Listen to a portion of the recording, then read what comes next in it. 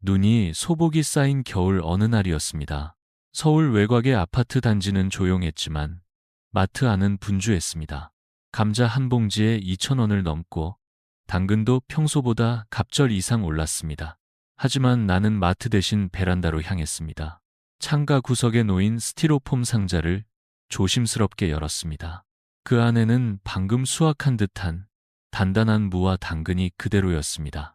손끝에 전해지는 시원한 촉감과 달큰한 향기가 참으로 반가웠습니다. 마트에 가지 않아도 되는 이 기분, 그것은 단순한 편리함이 아니라 삶에 대한 주도권을 되찾는 감각이었습니다. 나의 작은 습관이 한겨울 식탁을 책임지고 있다는 자부심이었습니다. 오늘 나는 이 작은 기쁨을 나누고자 합니다. 추운 겨울에도 냉장고 없이 채소를 오랫동안 싱싱하게 보관할 수 있는 7가지 아주 실용적인 방법을 여러분께 소개해드릴까 합니다. 비싸지 않고 어렵지 않으며 누구나 당장 실천할 수 있는 방식입니다. 이 방법은 단순한 노하우를 넘어서 내 손으로 가꾼 음식이 내 가족의 건강을 지켜주는 아주 조용하고도 따뜻한 힘이 되어줄 것입니다. 그 옛날 어머니가 장독대 옆당에 물을 묻어두고 눈을 헤치며 꺼내던 모습을 떠올려 봅니다. 오늘 여러분께서도 그 기억을 닮은 자신만의 방식으로 겨울을 준비하셨으면 좋겠습니다. 이제 함께 알아보겠습니다. 겨울 채소를 지키는 지혜로운 방법들 말입니다. 그렇게 겨울을 준비하는 방법을 하나씩 짚어보기 전에 나는 꼭 먼저 나누고 싶은 이야기가 있습니다. 그것은 내가 직접 겪은 아주 단순하지만 분명한 실험이었습니다. 작년 늦가을 나는 수확한 당근 2묶음을 따로 보관해 보기로 했습니다. 한 묶음은 냉장고 야채칸에 넣고 다른 묶음은 베란다 구석에 둔 스티로폼 박스 안에 넣어두었습니다. 조건은 같았습니다. 같은 날 같은 밭에서 캔 당근, 같은 품종의 같은 크기, 다른 것은 단 하나, 보관 장소뿐이었습니다. 3달이 흐른 뒤 냉장고에 있던 당근은 껍질이 쭈글쭈글해졌고 손으로 쥐었을 때 물컹한 느낌이 들었습니다. 칼로 썰자 물기도 향도 거의 사라져 있었습니다. 반면 박스에 넣어둔 당근은 아직도 단단했고 자르자 바삭하는 소리와 함께 신선한 향이 퍼졌습니다. 겉껍질도 고르게 말랐을 뿐 속은 여전히 촉촉하고 단맛이 살아있었습니다. 나는 그 순간 확실히 깨달았습니다. 우리가 늘 사용하는 냉장고가 항상 최선의 보관법은 아니라는 것. 그리고 자연에 더 가까운 환경이 오히려 식재료의 생명을 오래 지켜준다는 것입니다. 냉장고는 편리하지만 공기가 건조하고 일정한 냉기로 채소가 원래 가지고 있던 수분을 빼앗아 버립니다. 게다가 사람들은 매주 다시 사러 가게 되니 마트 입장에서는 더 자주 구매하도록 유도할 수 있습니다. 하지만 생각해보면 할머니는 한겨울에도 장터에 나가지 않고 단지 마당에 묻어둔 채소만으로 찌개와 반찬을 해주셨습니다. 그 삶의 방식은 낡은 것이 아니라 지금 이 시대에야말로 더 소중한 지혜인지도 모릅니다. 이제부터 그 지혜를 되살리는 방법을 함께 배워가 보겠습니다. 그렇다면 당근 하나도 지켜주는 자연의 힘은 어떤 원리로 작동하는 걸까요? 채소를 신선하게 오래 보관하기 위한 조건은 사실 단순합니다. 나는 이 4가지 요소만 기억하면 된다고 말하고 싶습니다. 첫 번째는 온도입니다. 겨울 땅속과 비슷한 온도, 섭씨 1도에서 5도 사이가 가장 이상적입니다. 너무 차가우면 얼어버리고 너무 따뜻하면 싹이 트기 시작합니다. 그래서 베란다 구석이나 외풍이 스치는 북쪽 벽면이 적절합니다. 두 번째는 습도입니다. 겨울철 한국의 공기는 매우 건조합니다. 그렇기에 습도가 낮으면 채소의 수분이 금세 빠져나갑니다. 하지만 습도를 85% 이상으로 유지하면 겉은 살짝 말라도 속은 촉촉함을 오래 간직할 수 있습니다. 나는 스티로폼 박스 안에 젖은 헝겊을 한쪽 구석에 두곤 합니다. 세 번째는 어두운 환경입니다. 빛이 들어오면 채소는 봄이 온 줄 착각하고 싹을 틔웁니다. 특히 감자나 고구마는 빛에 노출되면 싹이 나거나 색이 변합니다. 가능하면 햇빛이 직접 들지 않는 공간에 보관하는 것이 좋습니다. 마지막 4번째는 공기 흐름입니다. 통풍이 없는 밀폐된 공간에서는 곰팡이와 부패가 쉽게 생깁니다. 그래서 박스나 용기를 선택할 때는 양쪽에 작은 구멍을 뚫어 공기가 드나들 수 있게 합니다. 또 채소를 겹겹이 쌓기보다는 적당히 간격을 두는 것이 중요합니다. 이 네 가지 조건만 잘 맞추면 냉장고에 의존하지 않고도 채소 본연의 생명력을 자연스럽게 지켜낼 수 있습니다. 나는 이 원칙을 매년 겨울마다 다시 떠올리며 가장 잘 어울리는 보관 방법을 선택하곤 합니다. 이제부터는 실제로 그 원칙을 어떻게 활용할 수 있는지 내가 직접 써본 방법들을 하나하나 나누어 보겠습니다. 앞서 말씀드린 네 가지 조건을 바탕으로 나는 실제 생활에서 여러 방법을 시도해 보았습니다. 그 중에서도 집의 마당이나 베란다처럼 야외 공간이 있는 분들께 특히 추천드리고 싶은 세 가지 방법이 있습니다. 첫 번째는 금속통을 땅에 묻는 방식입니다. 나는 오래된 스테인리스 양동이를 활용했습니다. 통 아래 작은 구멍을 뚫어 습기가 빠지도록 하고 속에는 짚이나 마른 잎을 깔고 채소를 켜켜이 담았습니다. 통의 윗부분은 지면과 비슷한 높이로 묻고 뚜껑 위에 비닐과 마른 낙엽을 덮어두었습니다. 강원도 시골집에서 이 방법을 사용했을 때 한겨울에도 당근과 감자를 그대로 꺼내어 쓸 수 있었습니다. 눈이 소복이 쌓인 날에도 삽으로 살짝만 걷어내면 금속통이 그 자리에 있었고 그 속의 채소는 마치 어제 수확한 듯 싱싱했습니다. 두 번째는 낡은 아이스박스를 활용하는 방법입니다. 예전 캠핑 때 쓰던 스티로폼 박스가 창고에 묵혀 있었는데 그 안에 작은 환기 구멍을 양옆에 뚫고 채소와 건조한 짚을 넣어 보관했습니다. 이 박스는 열이 잘 차단되고 내부 온도가 일정하게 유지되어 감자나 고구마 같은 뿌리 채소 보관에 적합했습니다. 특히 서울 외곽 아파트 베란다에서도 유용하게 쓸 수 있었습니다.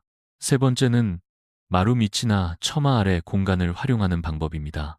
요즘 집에서는 흔하지 않지만 시골 한옥이나 주택에서는 여전히 찾아볼 수 있습니다.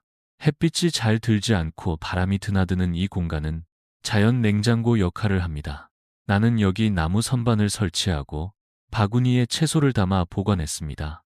다만 비가 들이치거나 고양이 같은 동물이 접근하지 않도록 입구에 덮개를 씌우고 간단한 자물쇠를 달았습니다. 이 세 가지 방법은 모두 값비싼 장비 없이 집 주변에 있는 재료만으로 실천할 수 있습니다.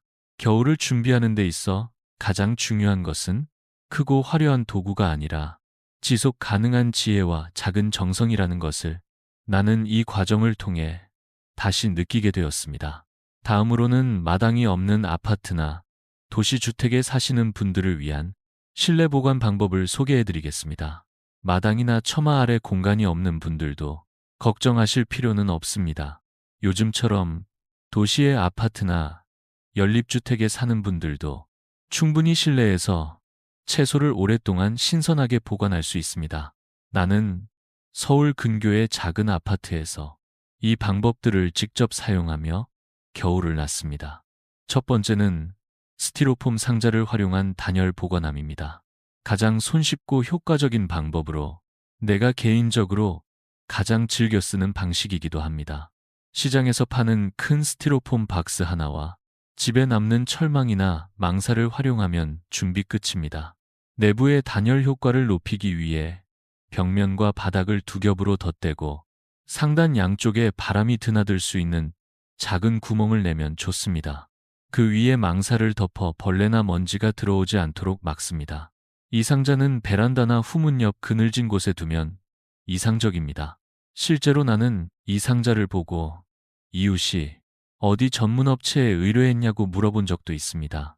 하지만 재료비는 15,000원 정도에 불과했고 설치 시간도 20분 남짓이었습니다. 두 번째는 북향창고나 다용도실 활용입니다. 특히 겨울철에는 북쪽 벽면이 해가 들지 않아 실내에서도 온도가 낮고 일정하게 유지됩니다.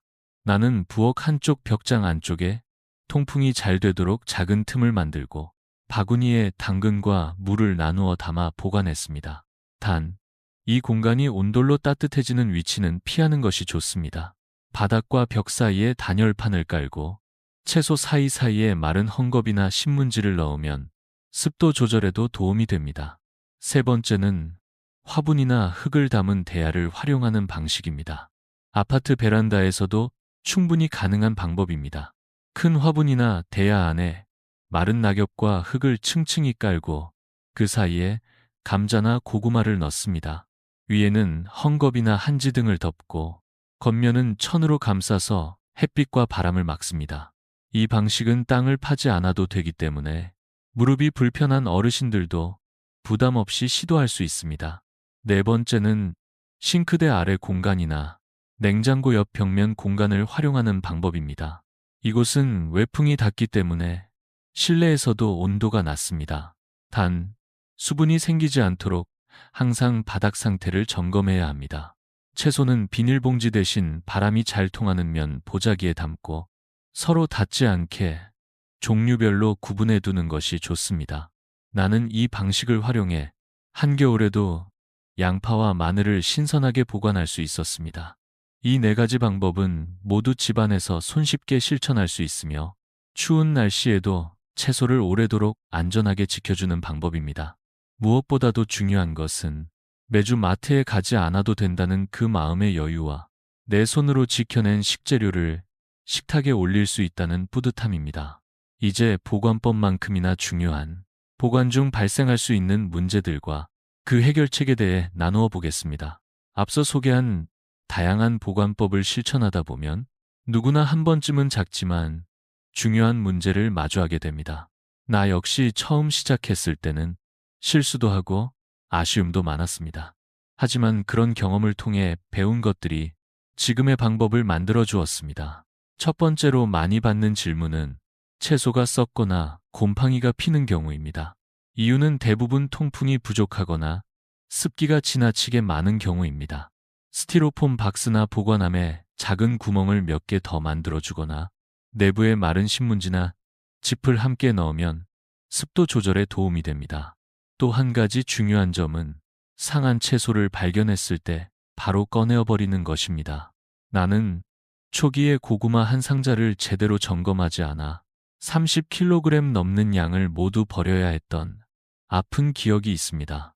그때의 후회는 아직도 마음 한켠에 남아 있습니다. 두 번째 질문은 채소에서 싹이 날 때 어떻게 해야 하느냐는 것입니다. 이럴 경우 보관 장소가 너무 따뜻하거나 빛이 많이 드는 경우일 수 있습니다. 이럴 땐 좀 더 어두운 곳이나 기온이 낮은 공간으로 옮겨보세요. 당근이나 감자는 싹이 조금 났다고 해서 바로 버릴 필요는 없습니다. 나는 보통 싹을 손으로 톡 꺾은 뒤 그대로 조림이나 찌개에 사용하곤 합니다. 세 번째 질문은 벌레나 쥐의 침입입니다. 특히 외부 창고나 마당 구석에 보관할 때 발생하기 쉽습니다. 나무 상자는 씹히기 쉬우므로 입구를 금속망으로 단단히 막아주는 것이 안전합니다. 나는 이웃 어르신께서 봄이 되어 열어보니 감자가 다 없어졌다는 이야기를 들은 적도 있습니다. 이처럼 정기적인 점검과 관찰이 무엇보다도 중요합니다. 이제 마지막으로 내가 왜 이 7가지 방법 중에서도 특별히 애정을 갖고 추천하는 방식이 있는지 그 이유를 나누어 보려 합니다. 7가지 방법 모두를 설명드렸지만 그 중에서도 내가 가장 애정을 가지고 추천하고 싶은 방식이 하나 있습니다. 바로 스티로폼 박스를 활용한 단열 보관함입니다.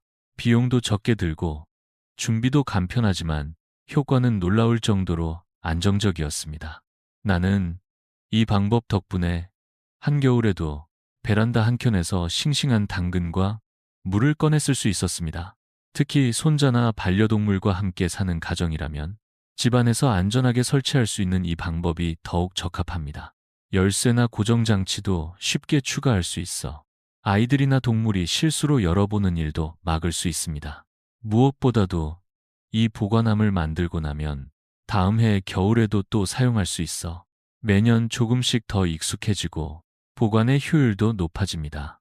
물론 사람마다 사는 환경은 다릅니다. 어떤 분은 마당이 있고 어떤 분은 작은 베란다뿐일 수 있습니다. 하지만 중요한 것은 크기나 형태가 아니라 내가 가진 공간 안에서 지혜롭게 적응해 나가려는 마음입니다. 나는 이 7가지 방법을 통해 그 마음을 어떻게 일상에 녹여낼 수 있는지를 배웠습니다. 마트에 가지 않아도 되는 안도감, 내 손으로 지켜낸 식재료를 식탁에 올리는 자부심, 그리고 무엇보다 가족과 함께 그 채소로 따뜻한 국 한 그릇을 나누는 순간의 소중함을 다시 느꼈습니다. 얼마 전의 일이었습니다. 3월이 시작되고 눈이 녹아가는 시기. 나는 베란다 구석에 있던 보관함을 조심스럽게 열었습니다. 그 안에는 여전히 단단하고 촉촉한 감자가 마치 어제 수확한 것처럼 남아 있었습니다. 그 감자를 꺼내어 손질하고 멸치 육수에 된장을 풀어 된장국을 끓이기 시작했습니다. 냄비에서 김이 피어오르고 고소한 향이 부엌 가득 퍼졌습니다.